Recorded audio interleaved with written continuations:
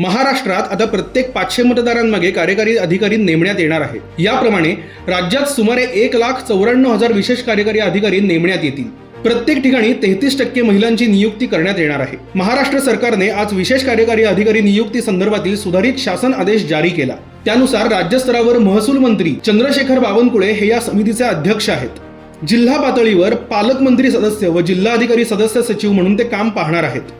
चंद्रशेखरजी म्हणाले की हे विशेष कार्यकारी अधिकारी शोभेचे पद असणार नाही, तर त्यांना 13 ते 14 विशेष अधिकार देण्यात येणार आहेत। अनेक महत्त्वाच्या विषयांमध्ये, विकासाच्या विषयांमध्ये दक्षता समितीमध्ये विशेष कार्यकारी अधिकारीचे काम असून विशेष कार्यकारी अधिकारी शासनाच्या विविध योजनांमध्ये सहकारी म्हणून काम करणार आहे। प्रशासन आणि पोलिसांशी समन्वय साधणार आहे। शासकीय योजनांसाठी जी काही प्रमाणपत्र लागतात ती प्रमाणपत्र देण्याचा अधिकार या विशेष कार्यकारी अधिकाऱ्यांना असेल। तसेच विविध समित्यांमध्ये त्यांना स्थान मिळेल। सरकारच्या विविध कामांवर लक्ष देण्याचे अधिकार